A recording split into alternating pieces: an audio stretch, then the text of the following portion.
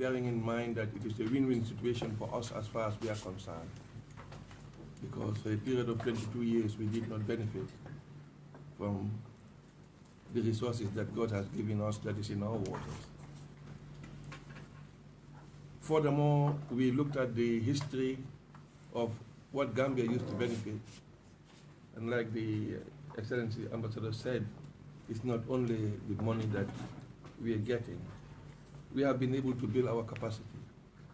And all of you who listen to the radio and television would hear my permanent secretary being very eloquent in defending the fisheries sector. This is because he is one of the products of the EU-Gambia relationship. He was trained up to doctorate degree by this agreement. So you have a capacity building part in this program that really is very interesting to us, because unfortunately when we took over, most of our highly skilled people in the fisheries department have either been terminated or sacked or left the country. So we are building from scratch. So like this Excellency said, I particularly was after him for a very long time, saying, what can we do to revive this after 20 years?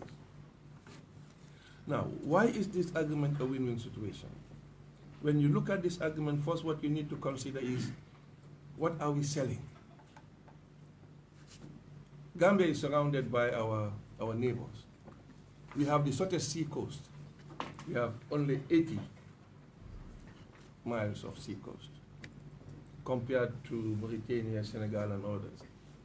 When you look at the agreements that the others had, you will see that Gambia is more fortunate given what is going to come out from this agreement.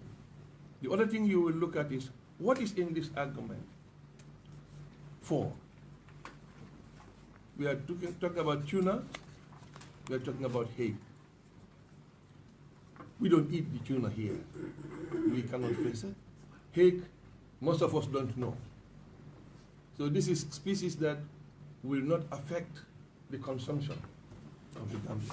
Furthermore, we decided that we are not going to go in for the other species like shrimps and all, because we want to have a scientific survey to know exactly what the stocks are before we go into any agreement.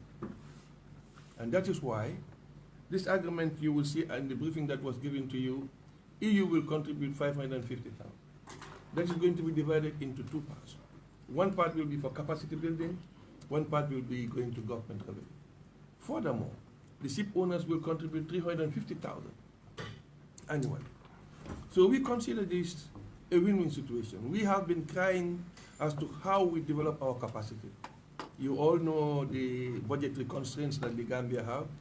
At least we will have something like 15 million annually to engage with young people, to engage with women, artisanal fisheries, aquaculture, so that we can expand the industry and get more people involved, create more jobs for our young people. And this is why we consider this agreement is a win-win situation. Like the Excellency said, the reason I'm not able to stay with you after this session, I'm going to Parliament to table this to the parliamentarians. But we consider as a Minister of Fisheries and Department that this is the best agreement we have ever had since we started having agreement with the EU. For a period of 6 years, we will get 5.4 million euros to help with our industry. So we consider this, like I said, an opportunity to develop the sector. The absence of Gambians in the sector is a big problem. But most of them do not have capital. And when they go to any normal bank, they would need collaterals. So we are hoping through this agreement, we can now engage and have some flexibility. For example, if 6 young people want to come together and have a boat and get their next executor, we should be able to use these resources to help them. And if we can multiply that on an annual basis, hopefully we will get more people involved in the industry. And we call on Gambians to get involved. When you hear about what is happening in the industry, unfortunately, it's dominated by foreigners. To address that, you need resources, because the foreigners have capital, which the Gambians don't have. So we are hoping through this agreement that all this will be looked at, and we will do our best to make sure we reach out, particularly to young people and women, to make a difference in their lives and to build the community. And finally, our dream in the ministry is that fisheries can be like tourism, or more than tourism, in the Gambia. If we harness all our resources, if we all come together and work. And this is the aim of the ministry and the department, that we develop fisheries until we surpass tourism. That will mean that the economic earning of the Gambians, particularly youth and women, will be increased. I thank you for your attention. Thank you, Honorable. I don't know, P.S., if you want to add something, or shall we go for a quick question and answer session? Is it all right? Maybe just to buttress that, this agreement focuses on the sustainable and rational management of our resources. We'll be having scientific cooperation with the European Union to support us determine the biomass of our stock level. So it is a win-win situation for the Gambia. And I think this time, what is different from the other agreements is that both the European Union and the Gambia really want to support each other, want to really have this agreement signed and functional. Yes. Thank you, P.S. If I may just add from my modest side, I associate great importance to some of the provisions in the agreement, because when I came here, I said we are building Gambia-EU partnership, and the partnership takes two equal partners, where there is no partner imposing anything. I think if you look at the provisions related to sectoral support the Gambia will receive, it is very important to see there that it's going to be the Gambia deciding on how and what they're going to spend this sectoral support on. So from the European Union perspective, it is like under the framework of a sustainable fishing agreement, the Gambia is taking ownership in what they are doing. The Gambia is taking leadership in what they are doing, and for us it's extremely important. Without too much ado, perhaps I would then just open the floor for any questions you may have, just to maximize the time. We have the Honorable available, and then we will carry on from there. So, who is the first? Okay, Lamin Cham, the Standard newspaper. Now, when the general public first heard about this agreement, what comes to their mind, which I must admit the two of you have gone to great lengths in explaining, is the Gambia is selling sovereignty to the EU. That is the sentiment that's thrown about. And then others who claim they have some knowledge will say, okay, they are going to take all our fish away. In the long run, there will be no fish in the Gambia, or our fishermen would have to travel very long in the water to be able to get the fish that we need. So at the end of it, they try to say, what is it there for the country to gain? Is it not, is it not going to bring about more harm than good to the Gambia? Now I want you to buttress on this by explaining, like you said, the kind of fish that Gambians eat are not affected in this thing, and the tuna and the other species you talk about are the ones that are going to be targeted, and these are not normally, frequently or regularly consumed by Gambians. Can you, if you want to allay fears of somebody who just had this narrow-mindedness that we are selling our sovereignty to somebody? Well, what is unfortunate now is that people make comments before they even have substance. Okay. I think it would have been better if somebody, like if you read what is in the agreement, you will clearly see that this has no effect on our nationalism. And furthermore, we have said we want to have a scientific survey to look at the other stocks. Those stocks will affect us, because then we will see whether we need to have any agreement on them or not. Okay. Furthermore, this agreement, like we call it a win-win agreement, is going to, first, they will fish what we don't eat, And remember one thing, when you talk about tuna, they are very migratory. Tuna, they don't stay anywhere. They just go. So the people who are fishing tuna will just follow them. So if you have a tuna agreement with Gambia, you will have to have with Senegal, with Guinea-Bissau, with Sierra Leone, with Mauritania, because when they travel, you travel with them. So they are not stationary. I see. Hake, like I said, some of us don't know. For me even, it was new to me when we started talking about hake. We don't eat it at all. So therefore, this agreement, when you look at it, like I said, it's a win-win. And also, when you go deep into the agreement, you will see how many vessels and the tonnage they are going to fish. If they fish less, they must pay us what is in the agreement. If they fish more, they will add their payment. So therefore... So someone will be tempted to ask, how do we inspect this to show that... No, it's scientific. You see, every boat that is fishing would have a record of what they are fishing on a daily basis. And this is public knowledge. Taken by Gambians or taken by themselves? Every ship will have, I said, you will have to have an observer who is a Gambian, who is in that vessel. Okay. So when those records are kept, he communicates with us daily to tell the department, I am in vessel so-and-so, and this is the catch for this day.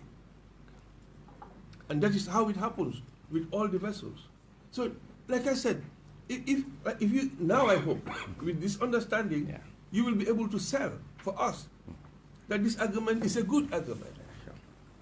As opposed to, when somebody, for example, asks, this is what it is selling in the market. And I'm asking myself, you don't consider what it takes to get it out of the sea and take it to the market. And you don't expect that somebody who is doing that will do it for free. And besides, furthermore, the handicap of the Gambia, we don't have trawlers of our own. So, are we going to say God has given us these resources, we don't want to take advantage of it, we don't have gold, we don't have diamond, this is the only one thing we have? We should take advantage and bring development to our people and create jobs. Thank you. Thank you. If I may add before I give you the floor, I think it's important, extremely important, that one of the sectoral support will go to enhancing Gambian capacity to monitor and fight against illegal fishing, for example. If they catch a European member state ship to do illegal fishing or to do fishing within the 12-mile zone under which, by the agreement, it's forbidden. And it's important because that's the 12-mile zone within which you have the Gambian artisanal fishermen working. If it is detected, then they will be fined and brought to court, whatever is the case. Please. Yes. Just two questions. The first of all is just going by rough estimates and calculations. We're talking about 550,000 euros per year for approximately 4,050 tons of fish. Going by this simply, that is 136 euros. 136 euros per ton. Your report, or report by the European price report here for fish, gives us figures. 1,290 euros for tuna per ton. Hake, 1,740 euros per ton of fish. Gambians are at loss. Can you explain the gross disparity between these two? I'm talking, for example, the gross figures going by your European price report of fish, FAO, we're talking 5 million euros per year at those same prices. And we're talking 5.4 million euros over the 6 years, if I quote you, sir. Can you please explain this gross disparity? Yes, okay. It's very simple. This document you have is telling you what EU is doing. Whole agreement will include another 350,000 euros coming from the ship owners. This excludes the licenses they will pay. I always equate this like, I am a businessman. You don't go into business to lose money. The people coming to fish will have to buy their trawlers, their fishing gears, they will pay salaries, etc., etc. Would you expect them to have a loss? You don't go into business to make a loss. If we don't have this agreement, we have nothing. You are putting big amounts of money. That is if they catch them. They are taking business, they don't even know that they will catch what we are agreeing. That is why in the agreement we make a provision. If you catch this amount, fine. If you don't catch it, you will still pay us for us. If you catch more, you pay us for the more you are getting. But let us try to be reasonable and understand. I know you are not businessmen, you are journalists. Somebody brings rice into this country or oil. We see what the prices are. Some will sell for 1,000, some will sell for 1,100. When you look at the FOB price, it's below $400. But they will have to ship it, they will have to pay demurrage, they have to pay duty, etc., etc. That is why the price has gone over 50% up. It's simple. So, you don't go to sea, you don't catch. You don't sell. A huge disparity of 136 euro per ton. In between that to 1,740 per ton is such a gross, that's over almost, I mean, that is something which seriously needs to be explained. No, but you are missing some point. We are selling what is in the sea. You are buying from the store what is on the table. Don't you see the difference? You are talking about disparity. If you want to buy this now, you will pay a cost. Not so? That is what, because you have it. If you don't have it, how can you sell it? You don't expect people, like I said, to make an investment, to buy a trawler, etc., and say, I will go to sea to lose. You are risking your life, etc., etc. You want them to do business and lose?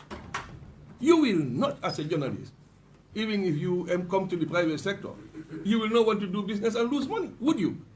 So if I understand, you're saying that the selling price from these trawlers or these companies who fished is one you are quoting, 1,000 something. Yes. And so the buying price from the producers, that's Gambia, you said there's a lot of difference there.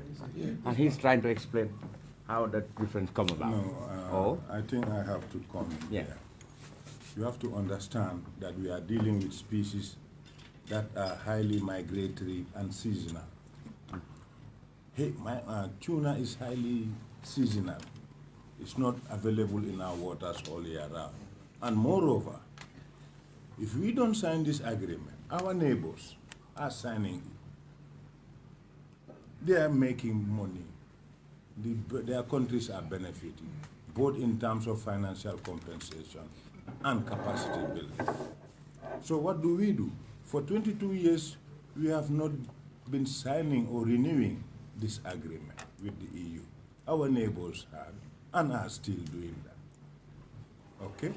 This is not species that really you cannot guarantee that they are right now in our waters. You see? So what do? We have to sign it. We have to. And it's not that we are selling our sovereignty. It is the Gambia. We approached the European Union and requested to really to start the renegotiation because we felt that it is a very important agreement for the country. It's going to support us fight against illegal, unregulated fishing activities. It's going to help us support fisheries organizations to work together for the sustainable management and development of the fisheries sector. So you have to understand, for Hague, you have to have the infrastructure, the trawlers, to go further deep sea. These are deep sea species. We don't have the trawlers available here. We do not have the infrastructure. And moreover, coming about the pricing structure, your question really tells me that you need to be really coached to understand fully how the operations work about. These people, they buy tons and tons and tons of oil to go and fish deep sea. In the deep sea, they use other resources. They employ Gambians. These are all additional benefits. But what do? We sit down, we cannot afford to do that. When our neighbors are really signing this agreement. In fact, moreover, why the European Union really want us to sign this agreement? They don't want their trawlers when they come after Mauritania, going right down, when they come to Gambian waters, you know, then they remove their nets and poles.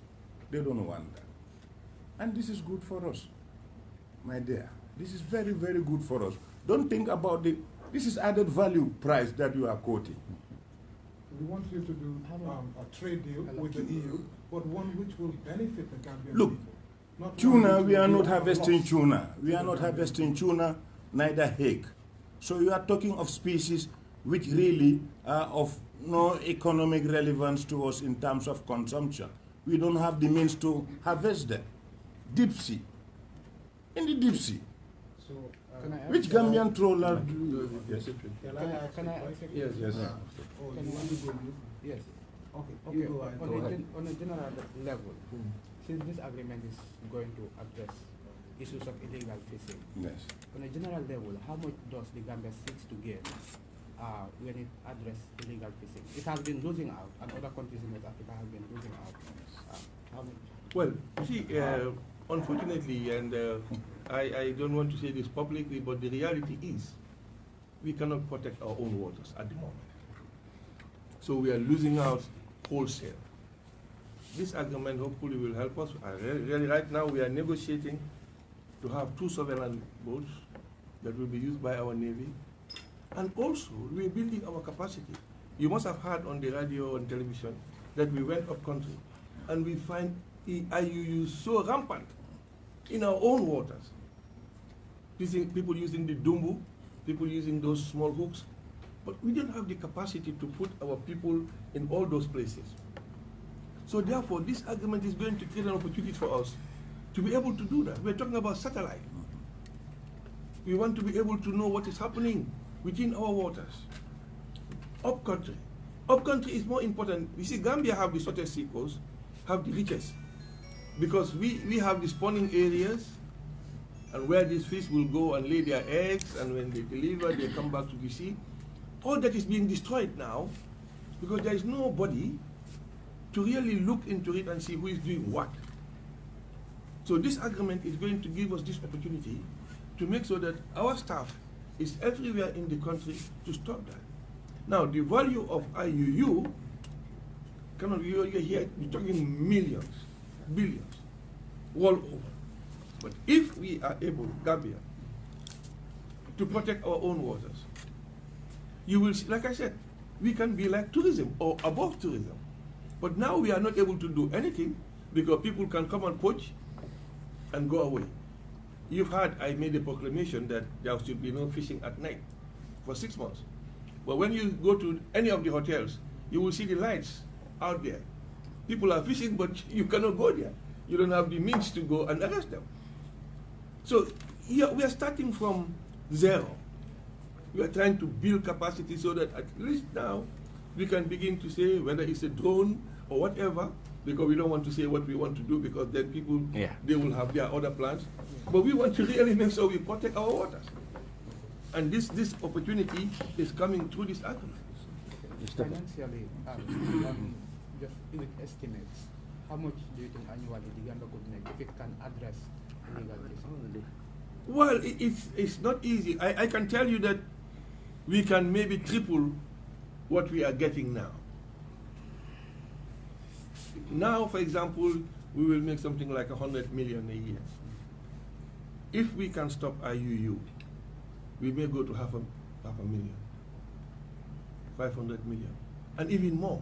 Because you see, the industry has other sectors. You know, the women, dry fish and things like that. We only were able to get one equipment put in Gunjur by FAO. We want to replicate that for the women up country, so that they can also be part of the export. We are now thinking we should send 6 women to go to Ivory Coast to learn best practices so that when they come back, they can help the other women.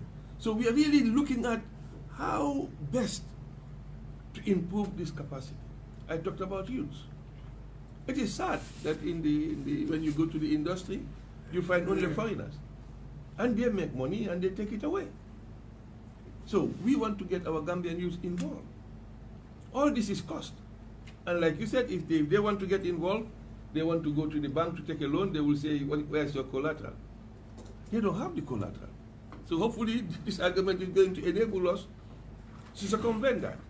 We will find a mechanism of providing tools for them to get involved that will not ask for a collateral and that will improve their skills. And then the issue of training. So really, it's a wholesale issue with different sectors that we are going to deal with this argument. Yes, and furthermore, to what my honorable minister said, if you combat IUU, you are ensuring sustainable fisheries. It's a way of ensuring that the management of your fisheries is going to be sustainable.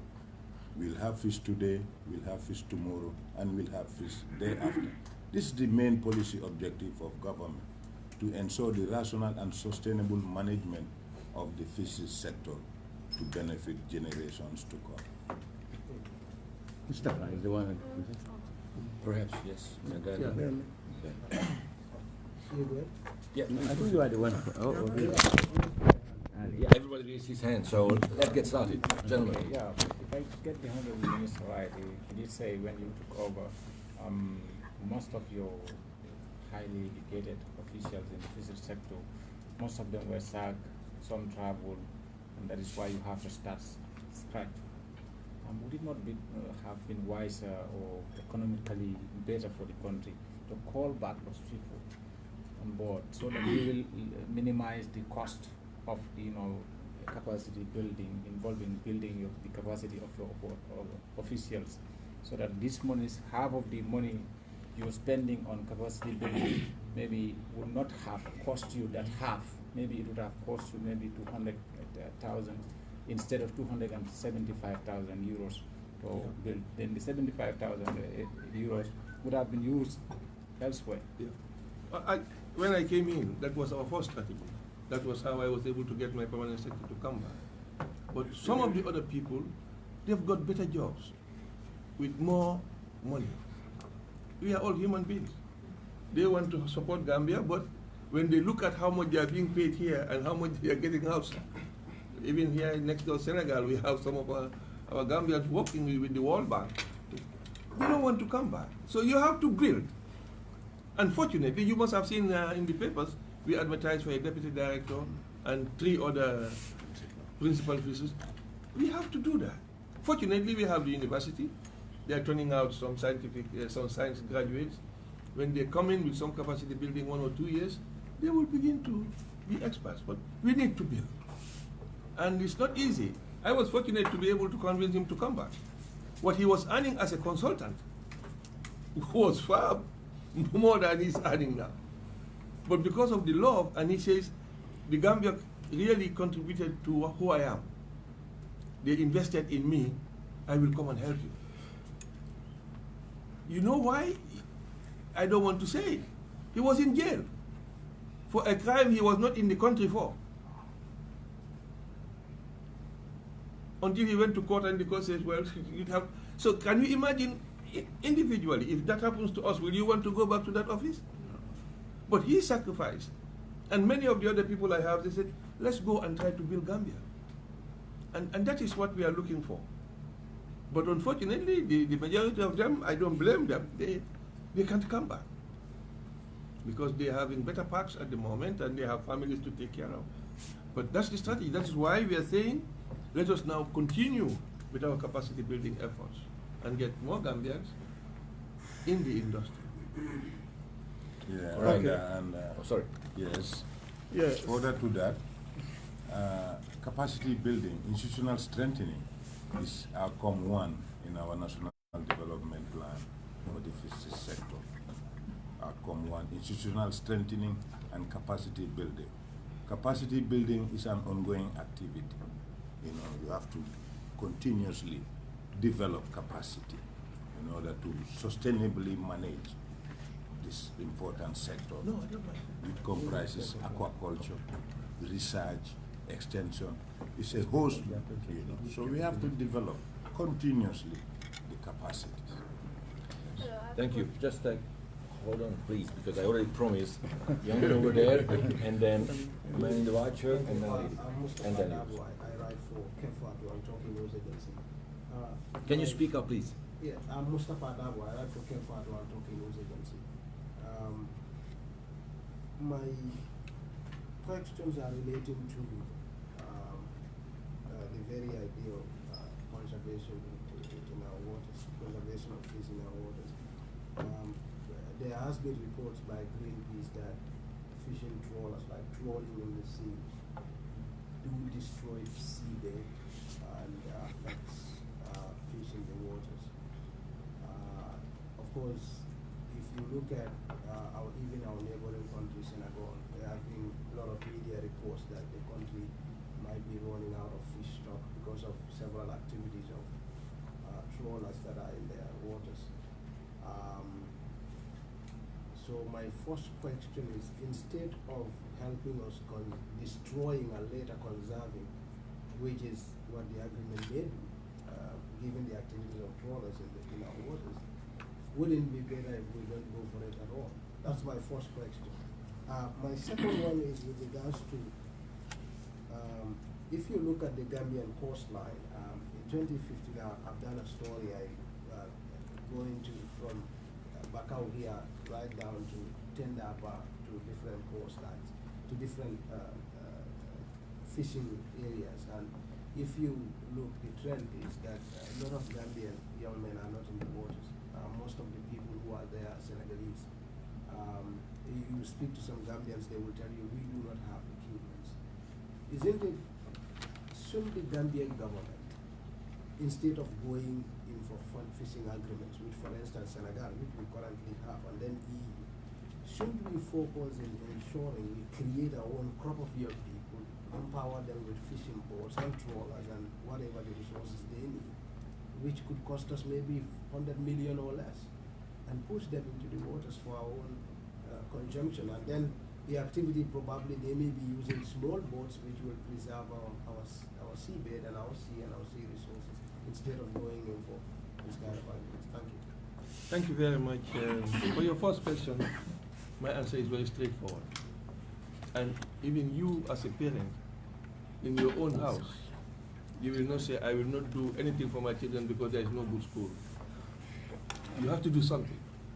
And we have to start from somewhere. If you expect that you put in people into government and they come and see, well, this is very dangerous, I am not going to do it, then by the time they finish their term, you will ask them, what have you done for us? So I think you should support that we do something. I like your mention of the Greenpeace. I am a conservationist, but I hate what is being done to us. You don't go out there. You don't have the resources. They feed you with information. You use that information to challenge your own government. They have their own governments. And they are allowing those things to happen. When I went to Khartoum the other time, I found some Europeans, I'm sorry, with our young people, and then I wanted to talk to them. So would you do this in your country? No, they wouldn't. So they are taking advantage, one, of our ignorance, lack of capacity, and lack of resources. So we Gambians must do something for ourselves. We cannot wait. And you know, this sea is not only ours. It belongs to all others, Senegal, Guinea-Bissau. If we stop, they will continue. So that's not the best advice. As regards your second question, where you talk about conservation, we have already said to you that this is our policy. We want Gambians to have fish today, tomorrow, and the day after. Now, to do that, we have to build capacity. You are talking about, let us have an expenditure of 100 million. You go and look at our budget and see what is provided for fisheries. This country is not that rich. I am encouraging, you hear me every time saying we want Gambian investors to come into the industry. That's the way we can protect ourselves. I don't want to give license to any fishing trawler which is not Gambia, but we don't have one. So we have to begin from somewhere until we can get that. I talk about helping artisanal fisheries. These are the young people, these are the women that we are going to support. And I hope when they have money, they will reinvest. You know we have a big problem. We went to one of the fishing communities the other day. They've got support 20 years ago. And I asked, how much money do you have in your bank? They said $12,000. Can you imagine? You've been working for 20 years and you can only save $12,000. Because we are not involved. I know if we had young people there, intelligent people there, they will make a difference. They will begin to say, let us keep some money for the heydays. But people don't do that. We are hoping that through this new strategy, we can encourage people, we will take them to the bank, we will make sure they have their savings so that they can buy more equipment, etc., etc. But this is a rebuilding process. It's, like I said, we found nothing. It is a rebuilding process that we have now. And that I hope you almost encourage and publicize and get more people to come. Yeah. No. You see, I hope you will take this argument and read it. Please. Because most of the questions you are asking have been dealt with in this argument. But unfortunately, and I called a meeting at the office and I gave out the argument to everybody who came so that you can acquaint yourself. Because, you know, we cannot deal with all the issues within the argument in one sitting. That's not possible. Well, when you read it yourself, you will begin now to see that careful. We took 5 working days, working from 10 o'clock to 7 to 8, discussing this with our team, with the ambassador. Because we know we are representing a country, we are representing a nation. We don't just want to have any agreement. We want to have the best agreement. And that's why when you look at the whole agreement, you will see what is in it. And I beg you, please, read this agreement. Yes, Honorable Minister, thank you for your deliberation. Now I want us to talk about the nutritional benefit. Given the fact that the reason why the EU is signing this partnership, they know the nutritional benefit.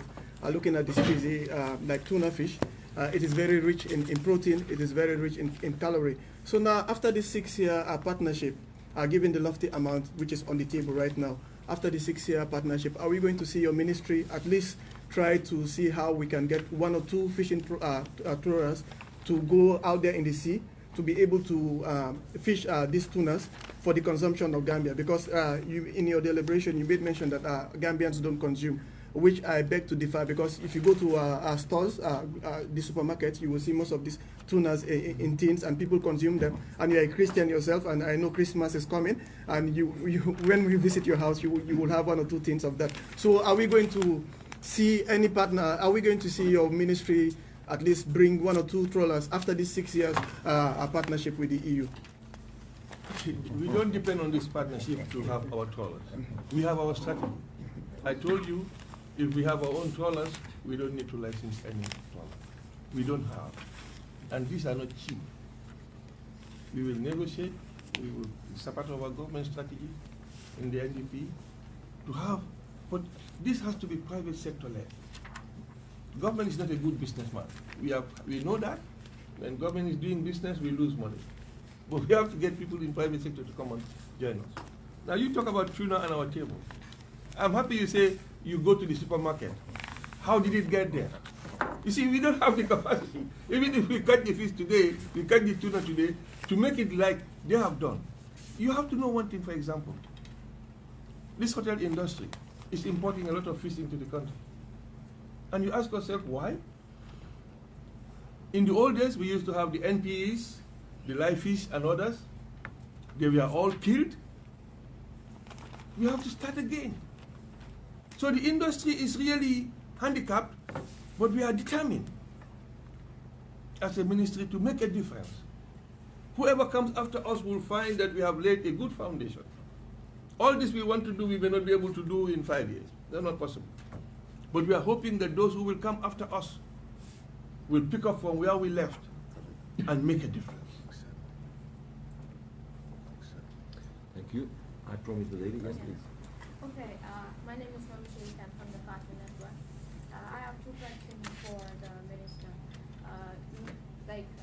He rightly said that the partnership that has been done with the EU and also with the Ministry of Fisheries, the layman in the streets will not understand what the partnership is all about. And it's important to note that people who are engaged in fisheries every day, what strategies is the ministry putting in place in making sure that those people's capacities are built to understand what the partnership is all about? The other question is, you made mention that the dream of the ministry is to make fishery to be like tourism in the Gambia. So what are some of the mechanisms and strategies making sure that that dream comes to reality? Okay, regarding your first question, I think, you see, unfortunately, maybe fisheries was not followed until this agreement came. When we first came into office, what we did was to have a stakeholders meeting with all the people involved in the industry. We had a 2-3 day at Gambian with all the fisher folks to know really what is on the ground, what they need. We have a fisheries platform that is informing all fishermen what is going on.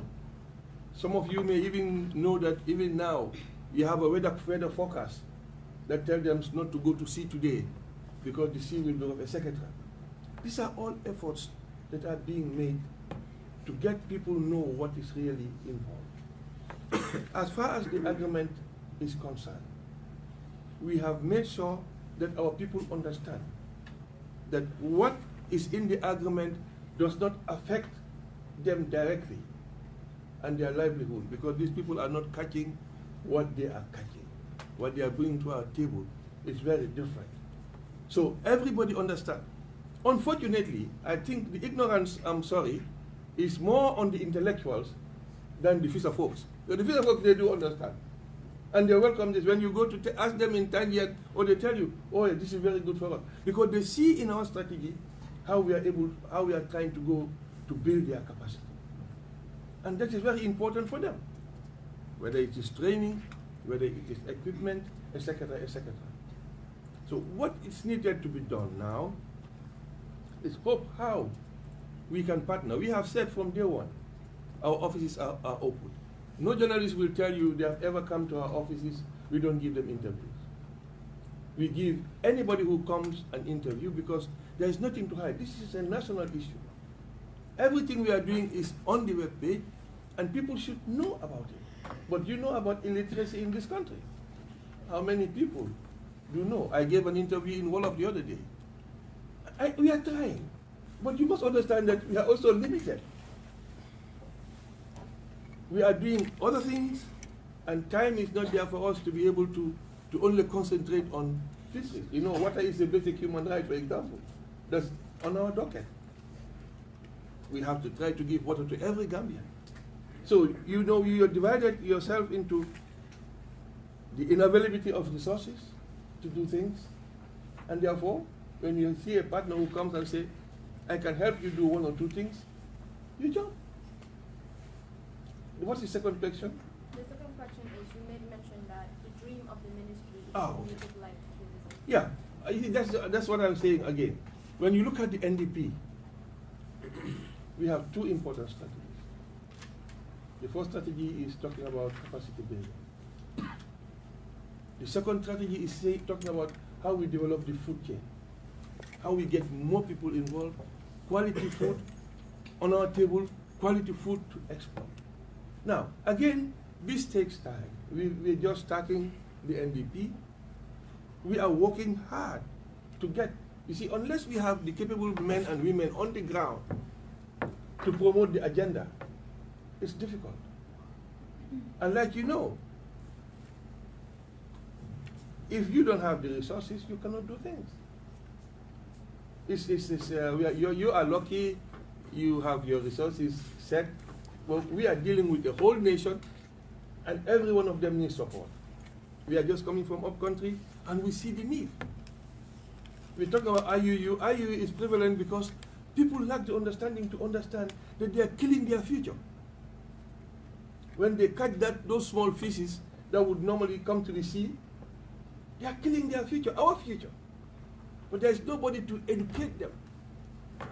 In fact, we had a very serious issue with a councillor who wanted to be a lawyer, took our bylaws and went to tell everybody in 9 alcalis that they should fish with Dumbo. And I called him in front of everybody, I gave him the bylaw, I said, you read this bylaw. You see, we have a lot of advocates now who don't really know what is going on. And they try to interpret in their own way what is, everybody wants to be popular. So that's the new Gambia today. But you cannot be popular by giving false information. So really I am happy you are all here today and I'm waiting at our offices, both my permanent secretary and myself, and the director. We are ready to give you interviews on any issues at any time. I think we have said this over and over again. If you have doubts, please come. We will clarify. Thank you. I promise you.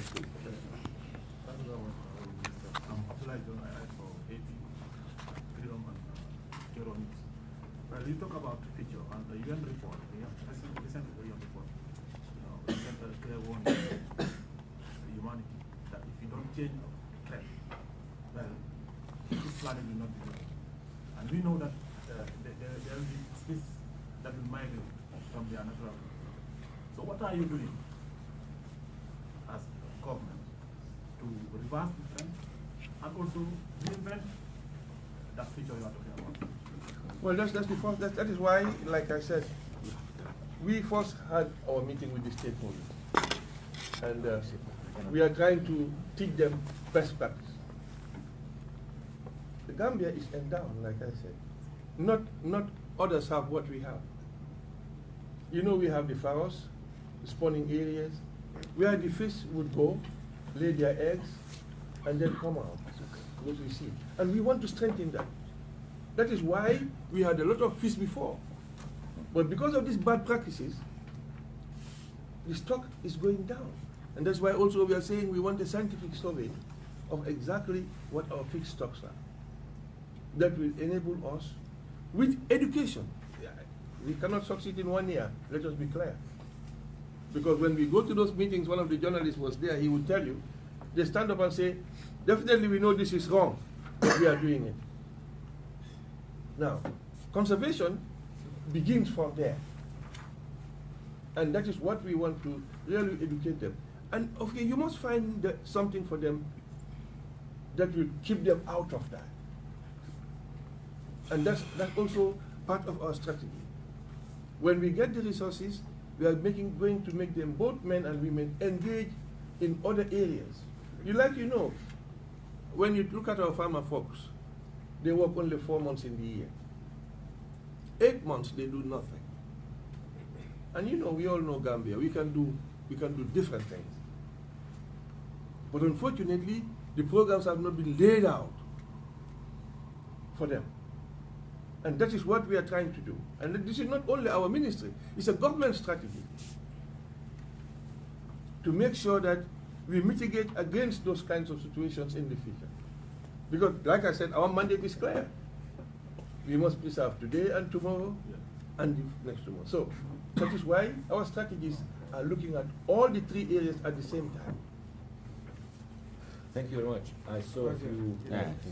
So, first, second, third. First, who hasn't asked questions yet, and then you. Yes, sir. I'm Lamin Salah, a freelance journalist. You spoke about the fishing industry taken by foreigners. I wanted to ask, what preparations are you doing to empower the Gambian youth to send them to the fishing industry? Well, we have said this before, and that is why we consider this, when we went to negotiate this agreement, what used to happen before, all EU contribution goes to central government. We said no, we have to build capacity, we have to get involved with our young people, with our women. Let us divide this into 2. 275,000 goes to government, 275,000 comes to the directorates for fisheries development. And the handout has highlighted to you what we are trying to do with that. It is our hope that this will get more Gambians to have some capital to get involved. Really, I don't blame them. To get a boat and get your fishing nets, etc., you're looking at the region of 100 and something thousand, maybe. And you just find a young man who is unemployed and you say, come and invest this kind of money. They can't. So we are hoping that we will encourage them and give them guidance. Fortunately, we've got Gambians that have been in the industry who are willing to help us free. And we are negotiating with them to have a unit in the ministry. And it will not be too much difficult for them to begin, and we want that to be independent and directed towards what the objectives are, helping young people and women to be more engaged. Now, if we can get that, then of course, you see, when you go to Senegal, for example, you don't just go and start fishing tomorrow. You have to go to the fishing community and register with them, because they all are registered with their cards. Our fisher folks do not have that in the Gambia. All the time we have been telling them, organize yourself, get your organizations, so that at least when you begin to say, we don't want, you can say, for example, we can take only 5 or 10 or 3 foreign fishermen every year. Then that will happen. We went to a community and they told us we have only 4 boats at sea. They are all foreign owned. No Gambian is involved. Now those things are hard to hear, but those are the realities that we are dealing with at the moment. But we hope we can change it. And through this project, we think we will make a big difference. Okay. Thank you. Please. Honorable Minister, I'm Lamin Kante of iAfrica TV. I have 2 questions. One is somehow related to my colleague's question. In terms of benefit directly, how many young people is this project expected to directly involve in the future, as you said, the industry is dominated by foreigners? Can you be specific, either if you outline any people as a ministry in which within the range of the 6 years your ministry is planning to involve certain amount of young people in the fisheries. Now, my second question is, in this agreement, is there any outline of how many vessels will be given license to embark on the search? If yes, can you be specific, and as well, does it outline the number of either months or years per particular vessel will be in our waters to do something like that? And finally, if maybe some of us may not be privy to this document, can it be possible if we can have a soft copy or hard copy of it? Yes, you can. Now, we have not quantified the exact numbers of how many young people, how many women will benefit from this project. We are hoping it will be a big number. Now, I am letting the cat out of the bag. We have spoken to some Gambians that have been involved in the industry before, and they are willing to help us, people that have experience. One of them was even the FAO representative for a long time. Other was in the West African Fishing Federation for a long time. They are going to volunteer time to help us do this. Then we will come up with a plan. The plan will address how many young people we can help on an annual basis. And then hopefully this will go on up to the 6 years. It will also talk about what are we going to do with women, what kind of equipment we are going to buy for them, and then we can quantify. As I speak now, the plan has not established exactly how many, but what is going to happen is we will have young people employed in these vessels that are coming to sea. And when you see the agreement, we have 25 freezer tuna sitters, 10 pole and line, and 3 trawlers.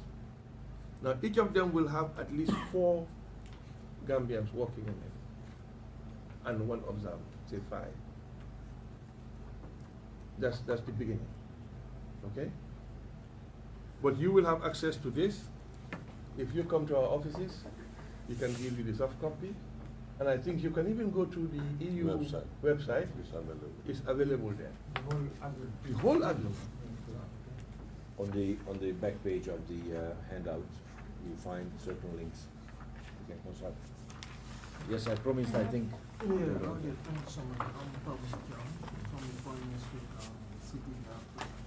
Okay, you mentioned some eradicating illegal fishing. We get to know that there are some net sizes are actually encouraging at all. So what are the net sizes that you agree on this EU?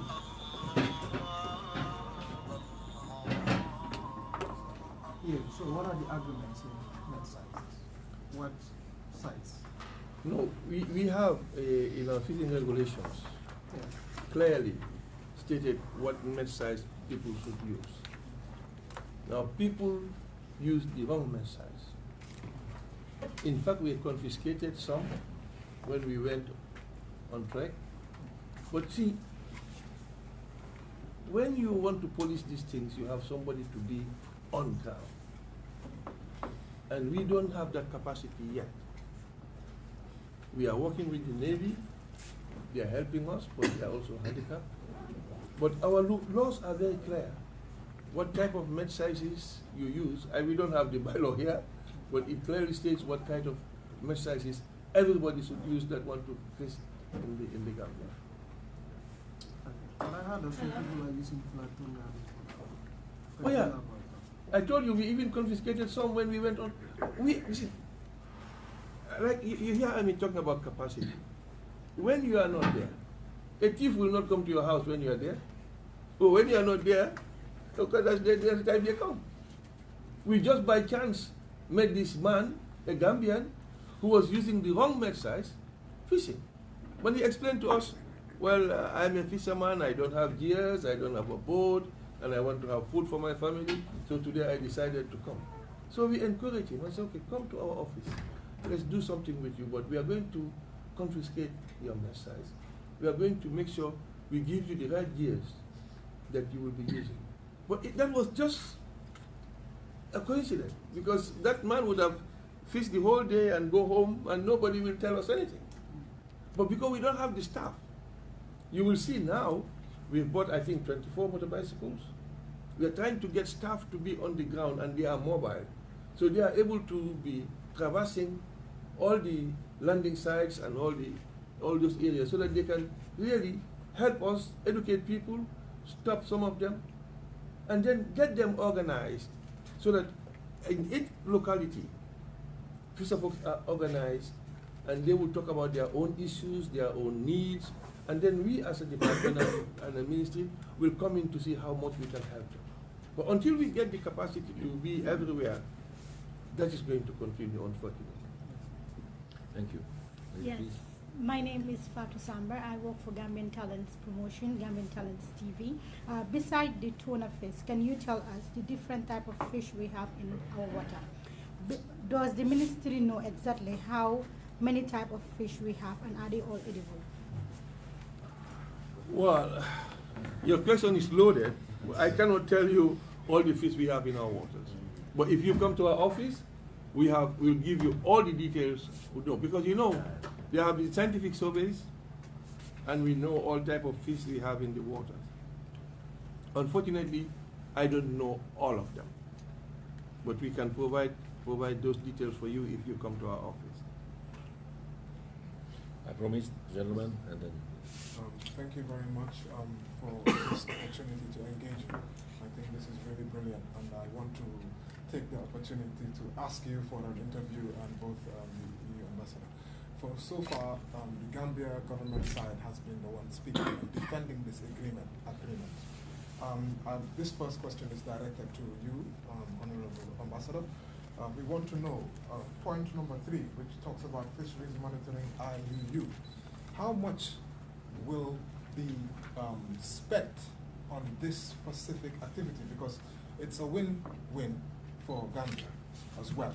Because the more we, spend some money into ensuring that IUU is combated, the more Gambia will benefit. And clearly, as the Honorable Minister has said, the area where we are lacking, how much? Can you give us a particular estimate? And then my second question is to the Honorable Minister, who you've just said that you will be going to the National Assembly to defend this agreement. One of the National Assembly members for Banjul North has come out to say that this agreement should be scrapped. Can you tell us how do you plan to pass this agreement at the National Assembly, sir? Thank you for the question. Honorable, you start with that one, or shall I start first? I suppose I start first. Yeah, you go for it. Yeah. As you can probably have the details in your handout, 50% of the EU contribution through this agreement is earmarked for sectoral support. Now, in that sectoral support, one of the points is fisheries monitoring, control and surveillance and fight against illegal, unreported and unregulated fishing. Now, this is not because I don't want to answer the question, but this is because of the mechanism put in place. It is not going to be the EU to tell the Gambians how to spend the 50% of the contribution from the EU on sectoral support. It will be up to the government to discuss it with the stakeholders in the industry and to decide how best to spend this sectoral support. So the figure, which is somewhere written, 275,000 per year, which is for the sectoral support, is entirely up to the government to decide how and what they spend on within the framework of all these potential areas. So for me, frankly speaking, the EU should not have a say in that. Except the fact that we wanted to have, we agreed with the government to have this sectoral support because it helps the country, it helps the sector, it helps the people in it. So, if you want to accelerate the situation, yes, the EU is happy to pay for any partner country to build their own capacities to fight against illegal fishing. And if they build their capacity, if they catch a European member state trailer doing something illegal fishing, we are partner with the government to take that to justice. Because for us, respect for rule of law is one of the basic principles. Thank you. I just wanted to confirm that there is no additional according to this 550,000. So that's where it stops, 550,000, nothing more. There is more. The payment by the ship owners themselves, the 315 per year. That's on the top of the 550. Well, you see, I am happy you said the MP for Banjul not saying we should scrap this argument. That is right. But Parliament has many members, and I am hoping the majority will think differently. You see, what is really sad is when you are not an authority in any area and you want to make decisions fast. Then this is for all of us. If you ask those in the industry, you want to tell me Senegal, Guinea-Bissau, Guinea-Conakry, Cape Verde, Mauritania, they are all stupid people to go and sign this agreement. And Gambia is the only clever country that will say, no, we don't want to sign this agreement. It doesn't work that way. Sometimes really, I don't know, I don't want to say what I want to say. But because really, it's sad. No, it's sad. It is sad. It is sad that I sit somewhere, I don't know what I'm talking about, and I make a proclamation. The example I give you is very simple. If all the other countries surrounding us see something good about this agreement, and Gambia alone says, no, this agreement is bad, don't you think something is wrong with us? I think some criticism are justified. Oh yes. Because I have a problem. EU didn't sign with the regional board, ECOWAS, but is that it is going through this economic partnership signed agreement with legal countries. That's a big problem for those who are fighting for Africa to get together. No, you are bringing another dimension. I think we, we know how disunited we are. The president of Mauritania, even is talking about us West African bloc. He spoke to us. Let us negotiate as a bloc. But it is not EU who will tell us negotiate as a bloc or not. We Africans refuse. We the bloc here. You know, Gambia is a founder member of the SRFC. And even in the SRFC, we are not able to agree. That's the problem. Everybody wants the better cake for his country. So you cannot blame the person negotiating with us. We blame ourselves. You know the disunity in ECOWAS, in AU. Whether it's a Francophone bloc, or Anglophone bloc, or Lusophone bloc, etc., etc. We have to put our house in order first, before we are able to negotiate as a bloc. And that is the issue.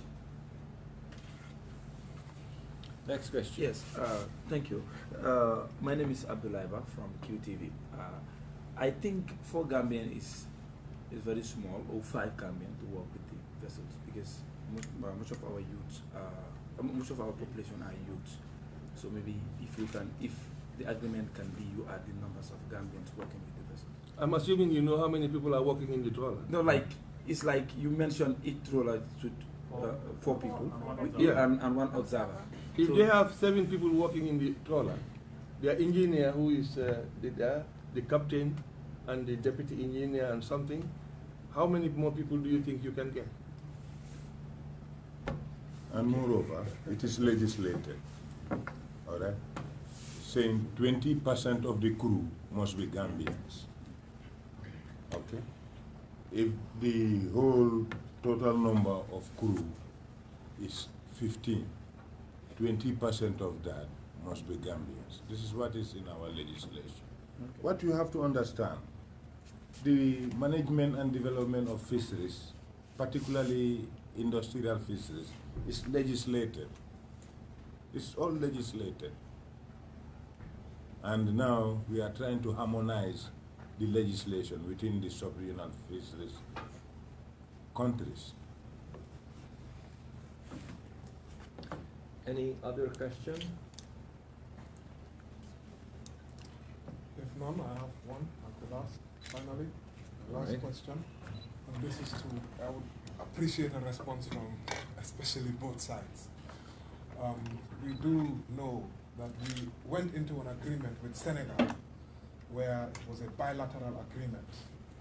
And obviously we know Gambia's capacity and that we stand to lose from that one. Because we cannot go into their fishing waters. And when we do go, we do realize the hostility that we achieve that some of our fishermen are met with there. So first Senegal, and we have a huge infiltration of Chinese investors here, further affecting the fishing industry, and now EU. When is it going to be enough, Honorable Minister and EU Ambassador? And secondly, especially for the EU Ambassador, hypothetically, let's say one day Gambia gets to the point where we also have fishing trawlers, which is what we want, and we can go into those areas. Will this be a bilateral agreement? Will EU allow Gambia to go and fish into their waters, similarly as we are doing, at the same prices and rates? Wait a minute. When we talk about EU voters, yes, we are not buying voters. No, the voters remain. We're not asking the to buy Gambian water. voters. It's the fish we want, not water. It's the fish we want. So let's be very clear. I'm talking about the same agreement. No, I'm sorry. I think in your job, I think one has to be reasonable. You know where we are now. You are asking a question as to what will happen in 100 years' time. Who can answer that question? Nobody. You cannot get an answer for that. You should not even ask a question about that. Now, secondly, when you talk about the fisheries agreement between Gambia and Senegal, I hope you know what you're talking about. You have read the agreement. This is not the first agreement between Gambia and Senegal. Since independence, we have been having Senegal-Gambia fishing agreement. And what it means is that we will allow ships that fly the flag of Senegal to fish in our waters, and ships that fly the Gambia's flag to ship. This is limited. We have a number of ships that, let me explain further. In addition to that, we have technical assistance. We have sent 5 people to university. 2 are doing their PhD, 2 are doing masters, 1 is doing bachelor's. We have just got back 5 people who went to train for aquaculture. And they are sending us 2 aquaculture experts because we want to develop aquaculture. So, these agreements, please look at them. And you see what is involved in the agreement before you take a decision. So when will it be enough? It will only be enough if we develop our capacity. Listen, you don't have capacity now. You tell me don't do anything? Like I told your colleague, you are a father, you are a parent in a house. In the Gambia, we have 2 million people. Because we don't have this, we say we are not going to do anything. Oh yes, we can do like the Chinese did. We can close Gambia to anybody else and let Gambians do it themselves. But you need capacity to do that. Is it not government's responsibility to build the capacity, possibly rent some of these things to the locals? But most importantly, sir, will Gambia ever be allowed to fish in EU waters? I think this is very important because I want this to work both ways for us. Of course it's possible. I mean, if you have the capacity, you go for it, you negotiate an agreement, and then if it is concluded, you have the right. And this is what happened with this Sustainable Fisheries Agreement. There is a need from the EU side. There were discussions going on, there were conclusions mutually agreed, and this is how we concluded the agreement. I do believe should every country around the world respect such agreements, first of all conclude agreements like that, and then respect the agreements, I think we would be living in a better world. Because then all the host countries, all the partner countries, they would be able to preserve what they have, to develop their own capacities, and to have a fair deal. Now, the question you asked before about maybe I misunderstood, but I mean the EU is not purchasing this from the Gambia. It is not becoming EU property. Like any agreement, any party to the agreement can initiate renegotiation, can initiate termination of any agreement. So it's like in any agreement, the parties are equal and then can go about changing, modifying the agreement as it may become necessary along the way of the implementation of the agreement. So I myself, I see it as a part of EU's global effort to conclude sustainable fishing agreements, which means we are not only fishing out the waters, but making sure that we will be possibility to do the fishing tomorrow and the day after as well. So. Yes. One more, please. Yes, we are live right now on Gambian Talents TV, and some people want to ask questions. The people that are in the diaspora. No, please. Yeah, you're making us. I told you I'm going to Parliament to lay this on the table. So we don't have all that time. If we can select another day when we can do that kind of interview. But today, Parliament is waiting. I was such. I mean, they are at 10 o'clock, and I told the ambassador I will stay until we finish this. They are responsible. They are my boss, really. So I cannot keep them waiting to answer, because if it is one question, fine. Yes, I have one question. If it goes on, I cannot. Yes, I have one question from Blijuv, and he said, ask him about the process, how much the government put on the table for the fishers. Did they link with any specific bank? How much did they pay monthly? And the cost and the valid for the license. And then the last one is, how much does it cost to apply for a fishing license? Now, please, we can answer all those questions, but we don't want to open the Pandora box. Fishing licenses are regulated by law. You can find that. To put people's money in the bank, that is the choice of the group. That's not my choice. But if you want any question relating to that, whatever, come to the office when we are prepared, because this time we are prepared to give you details of what the license costs, etc. Okay? But we are willing to answer any question. Like I said, our offices are open. You can come anytime. Just make an appointment, and we'll slot some time for you, and we will give you all the details you want. Of course. Honourable Minister, thank you so much. Pleasure is mine. We will continue with this background talk, but the Honourable Minister has to leave for the National Assembly. Yeah. Once again, Honourable PS, thank you so much for your time. I think it was a very transparent and constructive background discussion, which is the aim for this.